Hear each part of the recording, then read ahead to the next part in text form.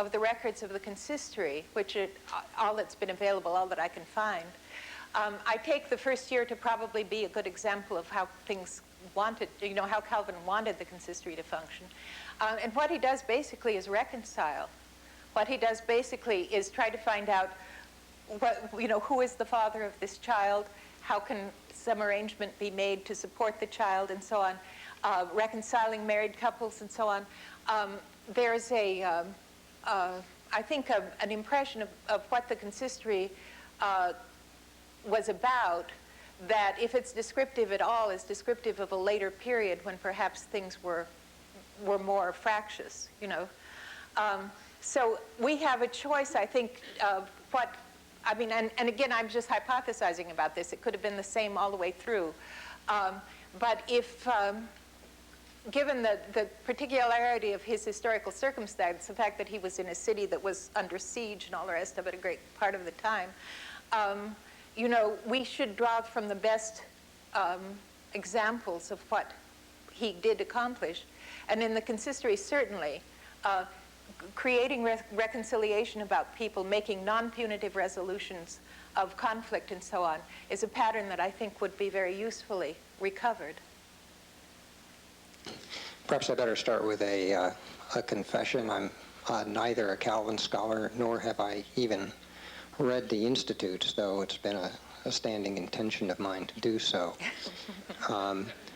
I was a little bit disturbed, though, by a large part of the strategy that you used in vindicating Calvin and the Calvinists, which was, it seemed to me to say roughly that they were no worse than other people around them.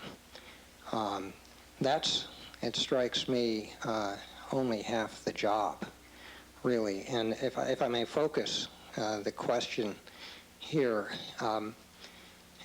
you point out, and I think it's salutary that it be pointed out, that that British law doesn't do all that favorably by comparison to the Mosaic law, at least with respect to treatment of the poor. I think that's right, unquestionably right. But would you be prepared to defend the Mosaic law? By my count, 6 of the commandments are such that violation of them incurs the penalty of death by stoning. That includes not believing in Yahweh. It includes making graven images. It includes being a disobedient son who won't be corrected. And it includes breaking the Sabbath, which of course is Saturday. Well, as I said before, it is true of Calvinist Massachusetts, as it was true of the Sanhedrin, that the extreme caution that is applied to the execution of any law which is a capital offense, resulted in there being very few executions for any of these things in either place. I mean, one of the things that you can count on when you read histories of Massachusetts is you learn the worst. And so far as I can tell, there was never, for example, anyone executed for adultery in Plymouth Colony. And there were 3 people executed in Massachusetts Bay Colony during the entire time of their existence. Now, I think that Henry VIII may have killed that many wives. You have to keep things in perspective. There is not only the prohibition against executing people on the basis of insufficient evidence, but also if you accuse someone and the accusation does not stand, and this is Moses, then you are vulnerable to the same punishment that would have been the punishment of that person had the crime been proved guilty, so that there is again an incredible pressure against actual conviction of people. And if you look into it, convictions are extraordinarily rare. Well, in that case, I wonder how serious these people were about the Mosaic law. I mean, surely there were lots of people who made graven images to which there were lots and lots of witnesses. Well, I don't know. I mean, I don't know if graven images were a problem in Massachusetts. I've never, you know what I mean? Maybe that was pretty easy to give up. There were people. There were people that made paintings. Well, of course, if you look at the New England Primer, it's full of images. It's obvious that there were certain laws that they did not consider to be problems in the same way that perhaps you do. I mean, they were not being literalistic about it. You look at Puritan art, there are all kinds of Puritan representations of all kinds of things. They use woodcuts and everything else. You look at the Geneva Bible, and it's full of images. Obviously, they did not interpret the law in that way. And perhaps the same thing with unbelievers and with people who did not practice the Sabbath on a Saturday or on a Sunday, Well, for that matter. I mean, I'm not aware of anywhere but Boston that ever had a Sabbath that was only on Saturday, but that could be a problem with my scholarship. It's, you know, if you read the Old Testament and you see all these laws about these kinds of things, do you see any executions about these kinds of things? Virtually never. You know, I mean, there are instances of what might be called adultery, forget Judah and Tamar, or the woman taken in adultery in the New Testament. The only illustrations that we have of the problem are exonerations.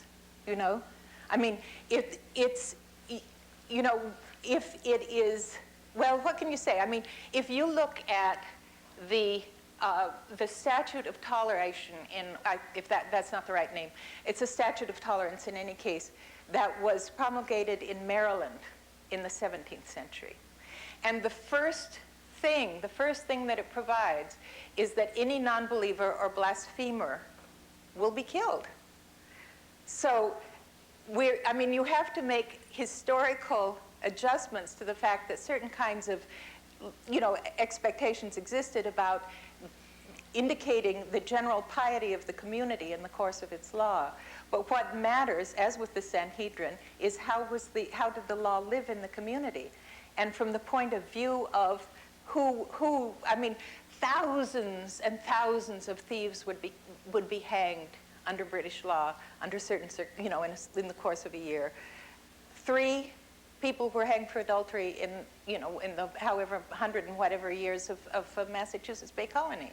You know, I mean, if the bottom line is how does the law act in the community, then there is no question, whether you're looking at the history of Jewish law or the history of New England law, that it was a vastly milder regime.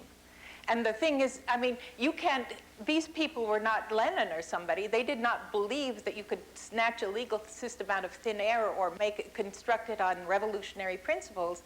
If you are going to put aside ancient law, you have to have another ancient law that can have equal authority. And of course, Moses is the obvious example, you know, the obvious choice.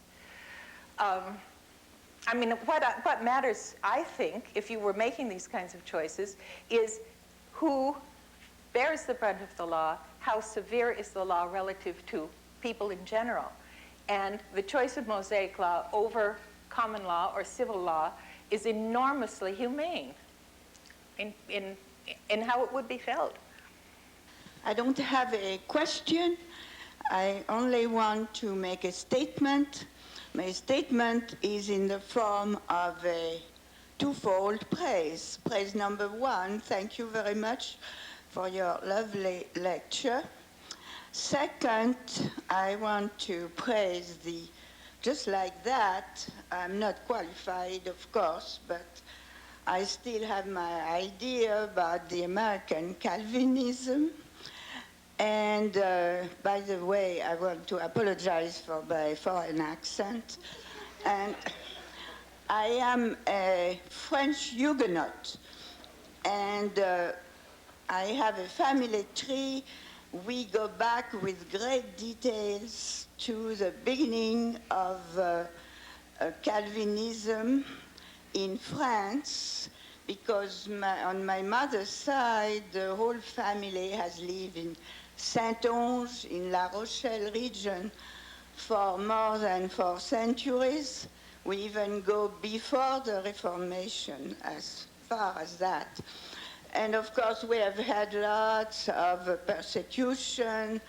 We find the names of the members of my family that were persecuted in a number of books, archives, etc. And to make a story short, A long story short, part of my family emigrated to England, and from England they came to this country. And what I want to say is that I feel very comfortable and very happy with the American Calvinism. I've lived with it in France my long part of my life. My father was a Presbyterian minister, so was my grandfather. And all those basic rules in ethics or even in politics, I find them exactly here. And it's wonderful for me to live this American Calvinism here in Iowa City. I confess being one of those who thought Max Weber had a gospel of truth in the book that he wrote. And if I understand your critique, you suggested that the reason why the common person works so hard might be more an issue of survival than because of angst about society. And my question is one about culture and society at that time. Was society bereft then of commentary of social justice against such practices that caused people to be kept at bare minimum living standards? Oh no, it was a revolutionary period actually, or post-revolutionary period. Well, pre-revolutionary, because he wrote before the Russian Revolution. It was it was after Marx, after many other writers had written, searing criticisms of these incredibly brutal industrial systems. It's very striking, again, speaking to context, when you see the kind of criticism that was being made and the kind of uprisings that were being, feared and all the rest of it, when you read Weber and you realize what a trivialization of the actual human reality of economic life in that time his book is, it's astonishing that he's frankly gotten away with it. Very much enjoyed your critique of Weber. I did have a question for you, but if I only may take the privilege of using the microphone, I must say that I took extreme exception to the gentleman who asked, I think, the second or third question, in that saying that perhaps the Calvinists were no worse than the people of their same time period, but they were also no better. If I may, I believe I understand that your argument was not that the Calvinists are justified by their equality, but rather that their critics are proved illegitimate by the anachronistic standards they apply. Sensational. Thank you. Now my question is this. Having studied Geneva and Calvin, but not nearly to the extent that you have, my impression is that Geneva sort of moved in a series of epochs determined by the degree of political control that Calvin held in the city. And it seems that actually the older Calvin got and the more control he had, the harsher Geneva became. And I was wondering if you might comment on that. Well, I don't know if you could be right, and I don't know that you're right, and I don't know that you're wrong. One of the things that's frustrating is that I don't have actually time to know about things to the extent that I would like to. But one of the things that, of course, is true is that Geneva and Calvin, the whole world of Calvinism was under a terrible threat all the time. And by the time that, for example, Calvin was nearing his death, there was terrible violence against Calvinists in France and so on. So his circumstances were very difficult. His health was failing.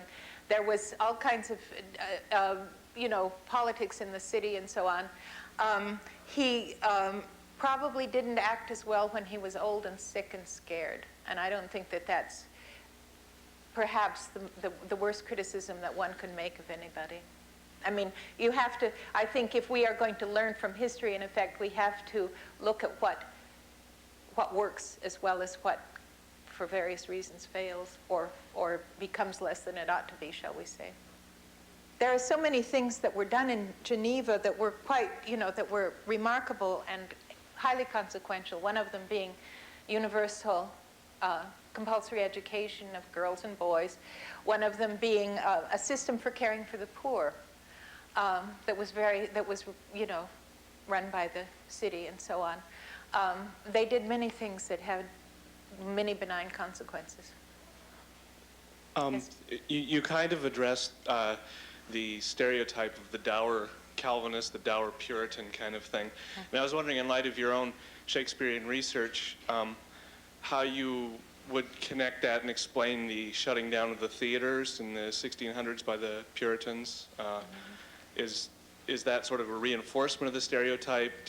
How would you explain that? Well, that's one of those issues that I've got to look into, you know, because I mean, one of the things that you know is that the theaters were closed at intervals all the time, you know. You know that, for example, it was illegal to have a theater, and that the reason that the Globe was across the river from the city is because the river was a sewer, and the prevailing wind blew toward the Globe, and it was so offensive that people didn't bother enforcing, you know, the restrictions on these things. You know that there's quite an ancient law forbidding people to be bear baiters, players in interludes, etc., which means actors. They, sturdy beggars. I mean, they're clearly a despised group. The theaters opened and closed and so on at intervals. And so I think that because there is this sort of tendentious interpretation of things, I would like to see what the exact circumstances of the closing would have been. I don't think that it's possible to read, for example, King Lear without hearing echoes of Calvin, you know. For example, the reversal of the ruler and the beggar, you know, that in that passage that I read.